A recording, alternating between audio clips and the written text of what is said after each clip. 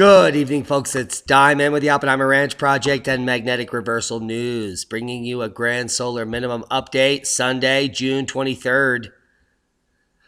Second day of summer, and it's a bummer. Raikoke Volcano exploding to 40,000 feet plus, happening just hours ago. What else can I tell you? Let's take a look. As the grand solar minimum intensifies, cosmic rays increase, it's boom time. We've been at KP0 for over 9 hours in the last 12. And what that means is increased heating in the muons in the subsurface of stratovolcanoes, and boom, you get Raikoke blasting. Now, historically, this volcano has blasted to VEI4 back in 1924. We're going to get to that if you stick with us. But we need you to keep calm because it's boom time, kids. 70 people were arrested at a climate protest outside New York. And they weren't eating pork. But they should have been. The New York Times offices said. I had to pay for that footage. Holy. Snowpack is at 3,328% above average while they're doing climate marches. But there's a catch. Yeah, they're doing climate marches. That's how insane they are. Eye-popping numbers. They're not the best indicator. Because according to this article, when you get into summer, the weather it's spotty, and sometimes it's higher in some places and smaller in some other places. So it's not really a true reading that it's actually 328% above normal. That's not, it doesn't really mean anything. Heavy snow closes US 212 and Beartooth Pass in Montana on the 21st. First day of summer. That doesn't mean anything. It means global warming. It's getting hotter, according to the models. Colorado got almost 2 feet of snow on the first day of summer. And it's still snowing today, kids. I have a hat on. It's summer. And I am in my winter clothes. And I got the heater on. Summer solstice, you say, nearly July. Judging from 2 feet of snow in Colorado, Mother Nature doesn't seem to care. Even for the area, snowfall at this point is extremely rare. The last time the city saw snow this late was on June 17th in 1928. And it's the 22nd! Holy macaroni. I can't even believe it. And then Top Knot just drove some global warmest lady down the road here for $50. It was hilarious. She had to disagree with him that she was not cold in the middle of a snowstorm that we're having right now. Line of storms lead 1,000-mile path of destruction, impacting 4 U.S. major cities. It is crazy. It's dab time. We've seen the devastating images, but they can also cause something that can be just as damaging and even more widespread than a tornado. It's called a derecho. Many times you will get a line of storms that will bow out, and this is where you can count on very strong winds, and it can last for hundreds of miles. But for a storm to be a derecho, it has to meet very specific criteria. The storm has to create a damage path of at least 250 miles. It also has to contain wind gusts of up to 58 miles per hour for most of that length, and it also has to have several well-separated 75-mile-per-hour gusts. Winds within a derecho can be as strong as a weak tornado, but it lasts for hundreds of miles. So the damage along with a derecho can be anything from toppled trees to power lines, even damage to your home.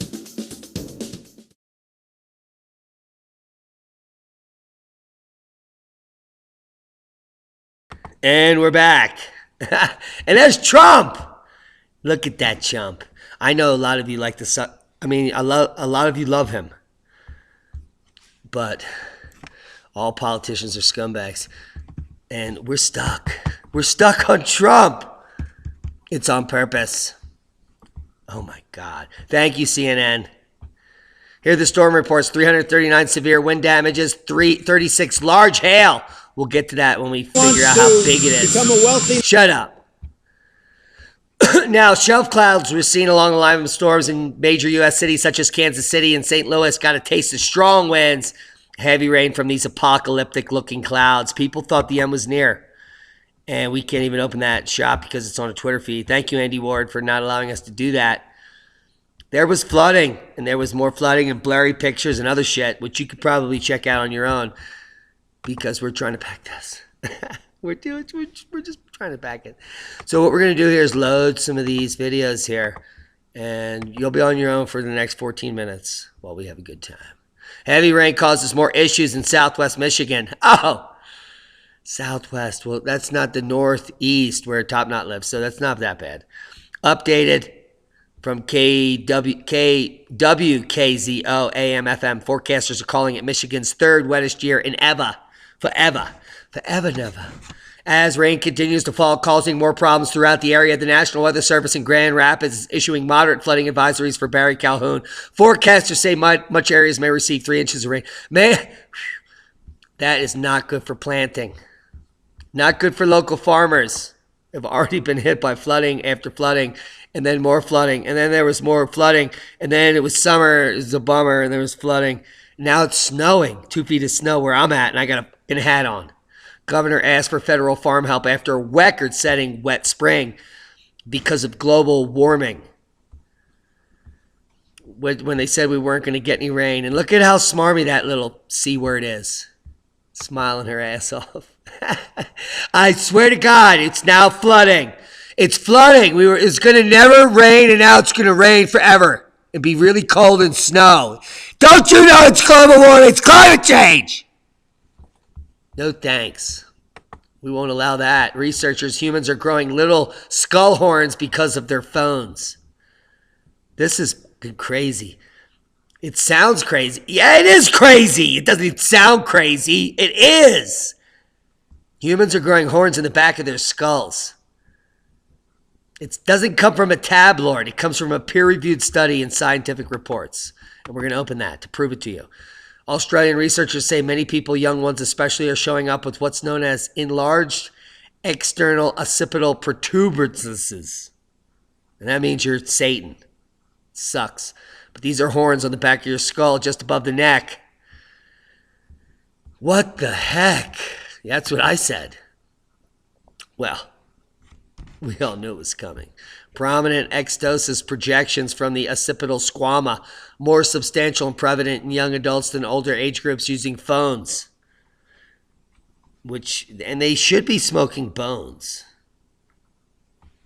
And they're not allowed to. Recently, we reported the development of prominent exostosis in young adults with 41% blue horns from children. Setting the record straight on some climate trends. Yeah, it's not warming. It's snowing everywhere, and it's cold, and it's raining. Media and other reports claim that we're burning up. But let's look, and including wildfires. Let's check this out.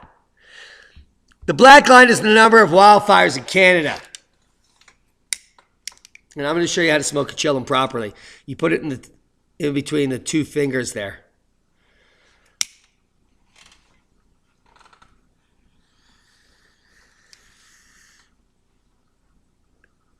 And then there's no Ebola spread here. See how that works? And you don't get the common cold or the flu. It's just you.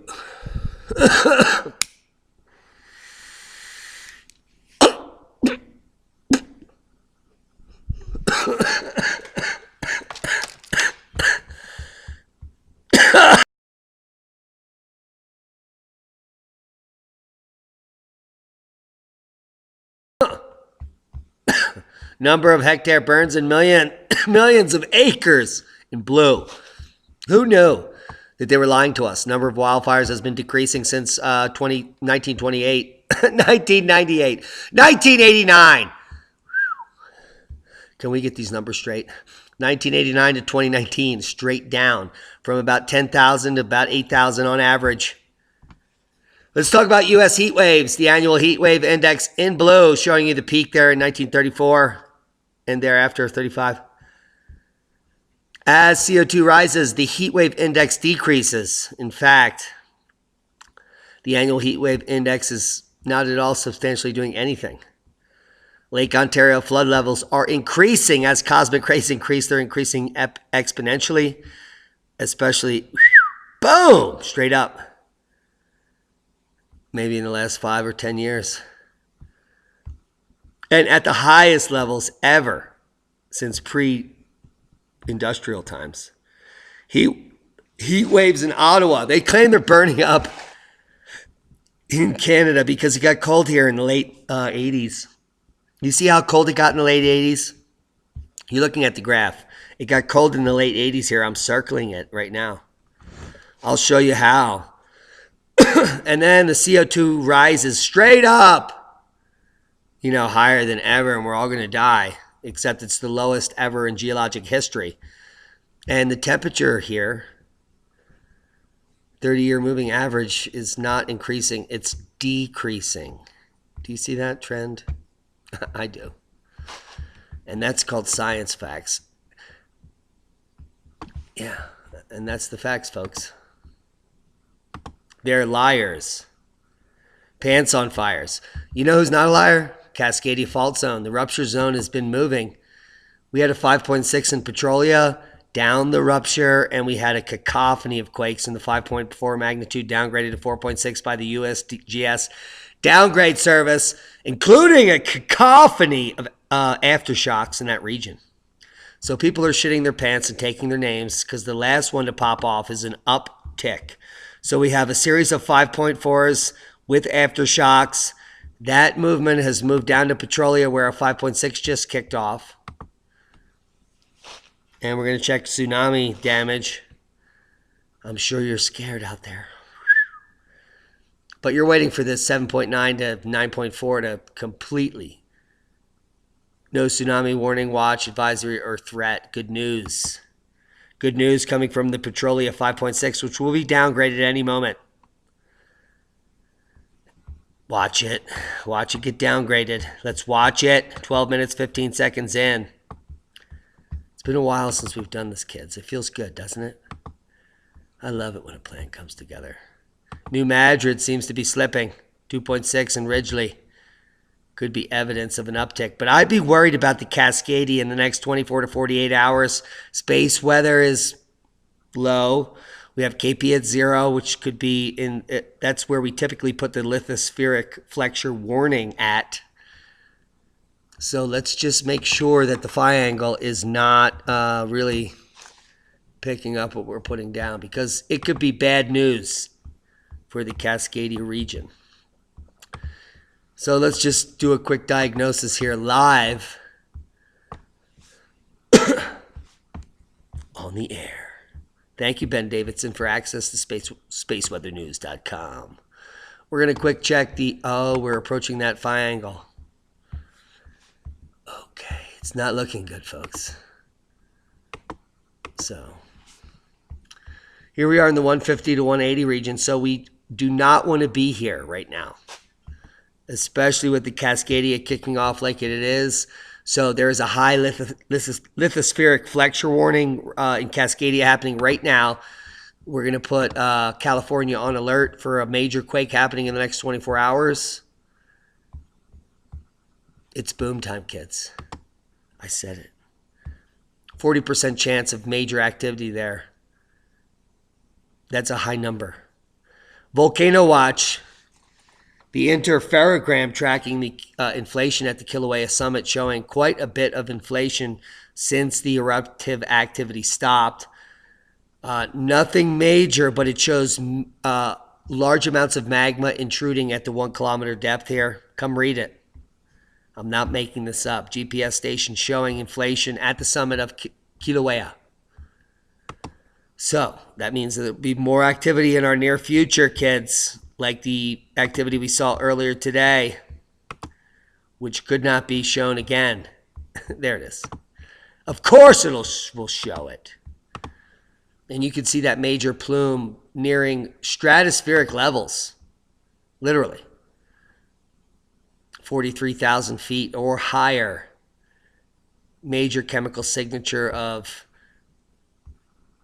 volcanic gases entering the upper atmosphere here, definitely causing cooling down wind and potentially contaminating crops across the pond there.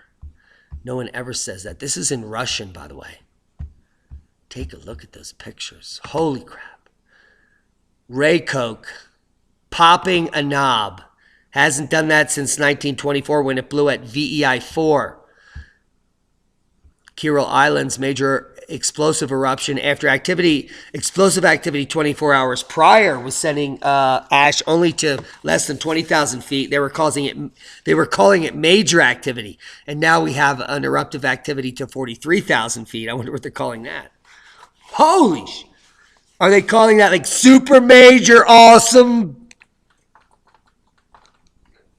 Are they calling that gorgeous awesome? Because gorgeous awesome made me this hat. They knit it, folks, by hand. This is a labor of love. This hat is Ayurvedic and 5G capable. A very significant explosive eruption occurred without any warning at Raikoke Volcano, except that days before it had already erupted, which I think would be warning. On the evening of June 21st, without warning except for the eruption the day before to 13,000 or 15,000 feet, Raikoke erupted to 43,000 feet in altitude. A dense dark ash plume rising 43,000 feet in altitude was spotted clearly on Japan's Himawari 8. You can see maybe some of Ben Davidson's footage of that if you're interested. I don't know if you're interested. Look at that. I don't even know where to put that. Raikoke is a stratovolcano forming a small island in the central part of the Kuril Islands where nobody lives, according to the media. It rises to 700 meters, which means an eruption of 40,000 feet is extremely high above the volcano. And those facts are Plano. Heads up! This means nothing, and we didn't even want that. Let's come over to the Smithsonian Institution, National Museum of Natural History, blippity bloppity blue, Global Volcanism Program.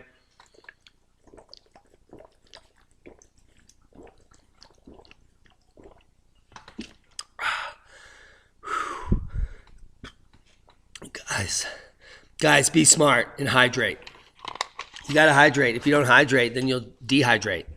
That's the opposite. Let's come over to Raikoke at the Smithsonian Institution here. There's very little information and activity. There's a lot of activity and very little information. Confirmed VEI-4 back in 1924 at the end of the Centennial Minimum. 1778 during the Dalton Minimum, during the Industrial Revolution, and during... Yeah. That was like right after Paul Revere did whatever the fuck he did. Holy shit, another VEI-4.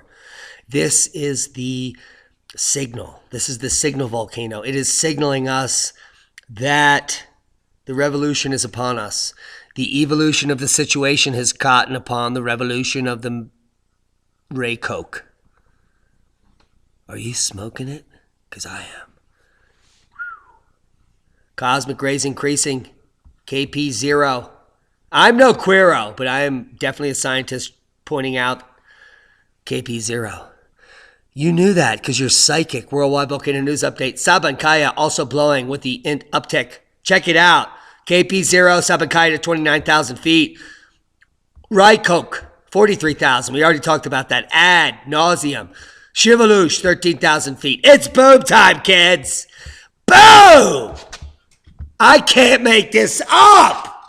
But Al can. He certainly can make that shit up in a flower of power.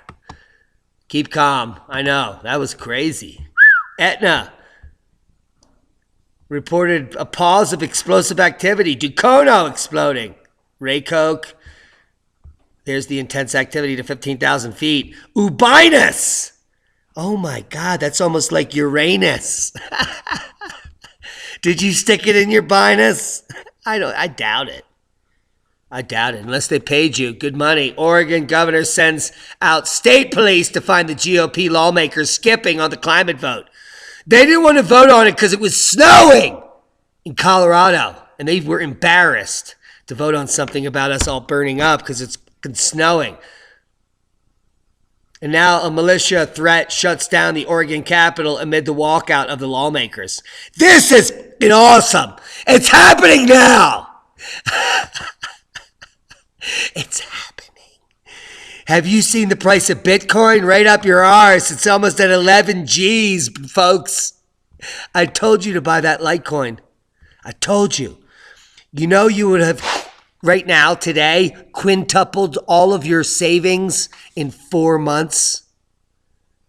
So let's say you had $100,000 to your name and you bought Litecoin with it. You would be worth $500,000 4 months later because you listen to Diamond. Raise your hand if you listen to Diamond. Okay. Now the militia listen to Diamond, and they're threatening to shut down the Capitol. We'll see what happens there. That was breaking news. Woodbury fire grows to more than 50,000 acres. 50,494 acres, 41% containment. That's good news. Almost half. Shit burns, though, every year. That's not unusual. What is unusual is this light here on Mars. That is fucking unusual.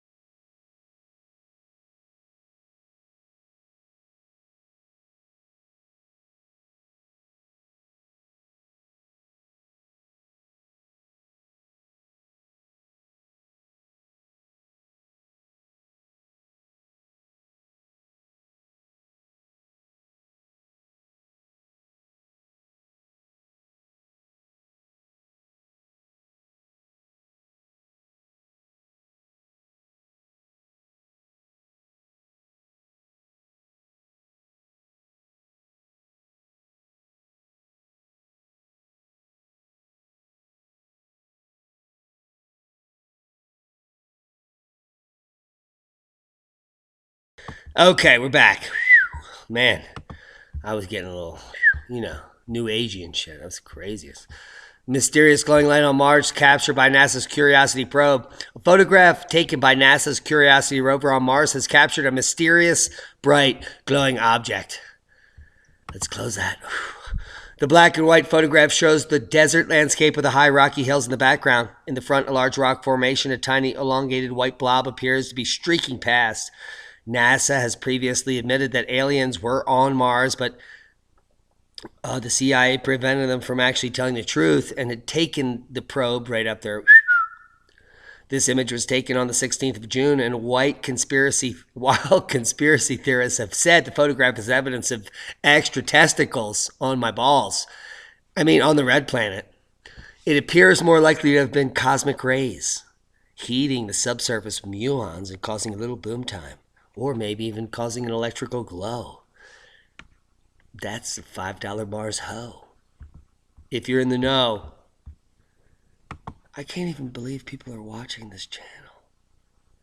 Oh, they already knew they were watching it. Well, you knew that I knew that you knew that we knew that you were watching. Apparently. KP says it all. Dab time. According to a report by Gizmodo, NASA's Curiosity rover has discovered startling high amounts of methane in the Martian air, in what could potentially be a sign of life on the red planet. On Saturday, the New York Times reported that the detection of methane would be a major discovery, as it breaks down within a few centuries, meaning that it would have had to have been generated quite recently in historical terms. Gizmodo reports that high levels of methane could potentially be generated underground by microbes called methanogens that survive without oxygen and produce the gas as a metabolic byproduct.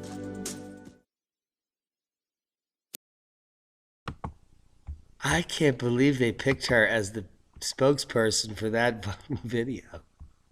Anyway, NASA's Curiosity rover discovered high amounts of farts in the air of Mars, indicating signs of cows on the planet. People are farming there and farting. Methane is typically produced by cows farting, and there are bags associated with it from global warming alarmists in the sides of cows in California. These fart bags are saving the planet. You wouldn't think And a beluga soon- whale and a Norway... Shut up! Fart bags will be initiated in all the astronauts and other people on Mars. And we will tax the Martians or the subsurface bacteria that are farting on Mars. Because it's good for the Earth and it'll save you from climate change. Because we're all going to die shortly. NASA's Curiosity rover made the remarkable discovery by smelling the farts on Mars. According to many. According to those at NASA. They smelt the farts. But according to people I know, those that smelt it dealt it. So, there is a very big controversy. And Al thinks it should stick that thumb right up his... But you know what I'm saying. It's very controversial. Do you smell that? Hey, have you been to the Oppenheimer Ranch Preparedness store recently? I have. I made 2 new concessions. Permaculture necessities. Every single Japanese grass cutting tool ever on the planet. Have you ever heard of that? $15. I just got this one. I was using it outside. I got that one. $19. I got $50 worth of azimite. This hook blade. I got that one. I got this one for $8. I got that little... Look at that for $27. That's pretty hot. These are all going in my cacophony of... Look at that tool for $31. All 4 to 5 stars, including rock dust in any size you need. Check it out. 10 pounds for $19 delivered. You get 5 pounds delivered for $12. I just got 44 pounds of azimite delivered to me in Pagosa for $50. And I'm sprinkling it everywhere like it's Christmas. Like it's Christmas Day on my beds.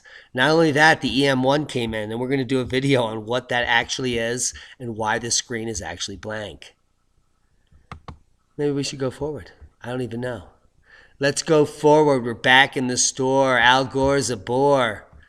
And let's see if we can check it out. Nope, we can't do that. Okay, so let's just try this real quick.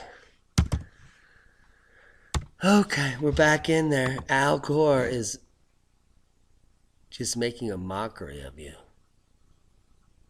As it continues to snow into summer, the amount of crops planted is almost the lowest in recorded history. Flooding is epic. Volcanoes are erupting to 43,000 feet that have never been heard of. Except I just told you about them. And people still don't understand that cosmic rays cause cloud nucleation and chemtrails, which are actually persistent contrails. So the whole world is misinformed. And Diamond continues to put permaculture necessities into his store, as well as organic gardening essentials. We just added this section today, or yesterday, but it's unimportant. It includes bone meal, garlic oil. How about that? How about cottonseed meal? Have you ever even heard of that? We have Monterey Bacillus thuringiensis, Thuricide, Earth Safe, and other crap. I don't even know what that is. Cottonseed meal. But I just got my EM1 and it's in here somewhere. I don't even know where it is. You have to look around. Take your time. Do your own research. This guy certainly didn't. He certainly had a great promoter.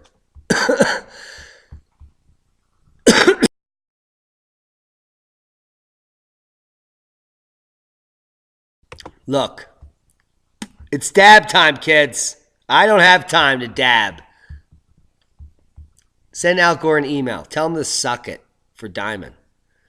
Tell him that proper prior planning prevents piss poor performance when you don't do any of your own homework. You don't do any research. You have ghostwriters, and you're a fat prick that burns more energy than 13 fucking households on the earth.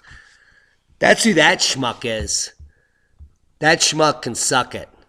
He's going to die in the bowels of history while Pete Rose rises to the annals of greatness.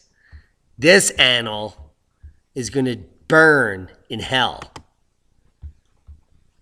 Guys, I hope you got something out of the video. Times are changing. I hope you're learning how to grow food and do dabs. Thank you to all our Patreons, our one-time donors, which are far and few between. We're barely hanging on. Google has continued to demonetize us over at Oppenheimer Ranch Project with over 1.8 million minutes of viewing time per day. It's a huge channel. A lot of people watching over there. They could be making tens of thousands of dollars a month on ad revenue, but they continue to block us, like our friend over Louder with Crowder. They don't want you to know